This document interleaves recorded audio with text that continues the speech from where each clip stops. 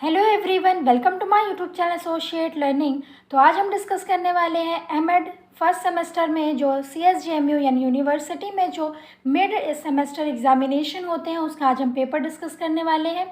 Subject का name है psychological perspective of education. इससे पहले हम फिलॉसफी का, रिसर्च का, सोशियोलॉजी का जो पेपर है वो डिस्कस कर चुके हैं। अगर आपने अभी तक वो नहीं देखा है तो जाकर के हमारे चैनल पर विजिट कर सकते हैं। तो चलिए शुरू करते हैं। 3 सेक्शन होते हैं, सेक्शन ए, सेक्शन बी और सेक्शन सी। बहुत सारे स्टूडेंट बोल रहे हैं कि मैम इसमें तो ऑब्जेक्टिव क्वेश्चन है। तो आप लोगों को मैं एक बात बता दूं कि सेक्शन ए में ऑब्जेक्टिव क्वेश्चन है और सेक्शन बी में और सेक्शन सी में डिस्क्रिप्टिव क्वेश्चन है, यानी कि उसमें आपको लिखना पड़ेगा। तो हो सकता है यूनिवर्सिटी अब की बार चेंज करे, मगर ये जो पेपर है ये पिछली साल का पेपर है, तो हो सकता है यूनिवर्सिटी अब की बार सारा डिस्क्रिप्टिव कर दे। मगर अभी तक तो यही पैटर्न चला आ रहा है कि सेक्शन ए हमारा ऑब्जेक्टिव है और सेक्शन बी और सेक्शन सी डिस्क्रिप्टिव। तो चलिए अब हम डिस्कस करते हैं सेक्शन ए को।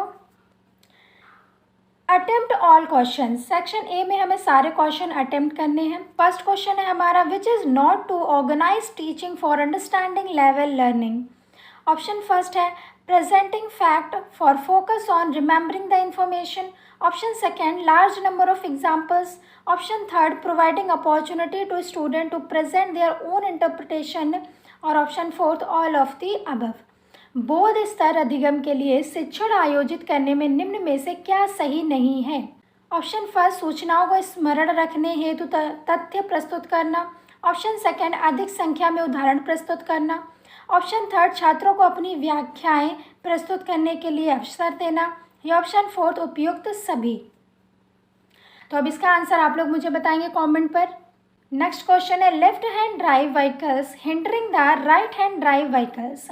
Describe which type of transfer of learning. बाएं हाथ से गाड़ी चलाना दाहिने हाथ से गाड़ी चलाना सीखने में बाधा उत्पन्न करता है। यह किस प्रकार का सीखने का स्थानांतरण है। Option first positive transfer of learning. Option second negative transfer of learning. Option third zero transfer of learning. या option fourth none of the above. बाएं हाथ से आप गाड़ी चला रहे हैं और दाहिने हाथ से गाड़ी चलाना सीखने में बाधा उत्पन्न कर रहा है, तो ये क्या है, नकारात्मक स्थानांतरण। यानी कि अगर आपको कोई चीज़, जैसे आपने बाएं हाथ से गाड़ी चलाना सीख लिया है और दाएं हाथ से गाड़ी चला रहे हैं आप, और जो बायां हाथ है वो उसमें हेल्प कर रहा है, तो हमारा क्या होगा, पॉजिटिव ट्रांसफ़र। अगर उसमें कोई बाधा उत्पन्न कर रहा है दूसरी चीज़, तो वो होगी निगेटिव ट्रांसफ़र। और जब किसी में कोई इफेक्ट नहीं पड़ेगा तो वो होगा क्या, ज़ीरो ट्रांसफ़र। ठीक है, आई होप आपको समझ में आया होगा। नेक्स्ट क्वेश्चन है, रीइंफोर्समेंट द टारगेट बिहेवियर।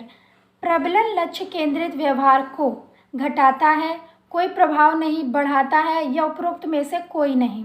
जो रीइंफोर्समेंट हम देते हैं बच्चों को, रीइंफोर्समेंट का मतलब है उन्हें मोटिवेट करते हैं, उन्हें हम प्रेस करते हैं, या फिर उन्हें हम कोई फिजिकल यानी चॉकलेट वगैरह या कुछ भी देते हैं, तो वो क्या होता है, रीइंफोर्स कर रहे हैं, रीइंफोर्समेंट दे रहे हैं। तो उससे क्या होता है, उनके बिहेवियर, तो बिहेवियर उनका इंक्रीज ही होगा। उन किसी बच्चे से उसके पेरेंट्स ने बोला कि अगर आपके अच्छे मार्क्स आए या आप फर्स्ट आए तो हम आपको साइकिल दिलाएंगे, तो ये क्या है, वो क्या है, रीइंफोर्समेंट। उस बच्चे को प्रेरित कर रहा है कि अगर हम अच्छे मार्क्स लाएंगे तो हमें साइकिल मिलेगी। तो रीइंफोर्समेंट का मतलब होता है, और रीइंफोर्समेंट 2 तरीके का होता है, निगेटिव रीइंफोर्समेंट और पॉजिटिव रीइंफोर्समेंट, वो मैं आपको बाद में समझाऊंगी। नेक्स्ट क्वेश्चन है, which of the following is the highest level in hierarchy according to Gagne theory of learning. Gagne के सीखने के सोपानिकी में निम्न में से सर्वोच्च स्तर कौन सा है। Option first single learning. Option second verbal association. Option third concept learning. या ऑप्शन फोर्थ प्रॉब्लम सॉल्विंग। इसका आंसर आप लोग मुझे कॉमेंट करके बताएंगे।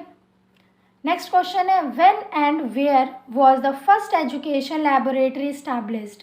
पहली शिक्षा प्रयोगशाला कब और कहाँ स्थापित की गई थी। नेक्स्ट क्वेश्चन है, who is the father of gestaltism. Gestaltism के जनक कौन हैं।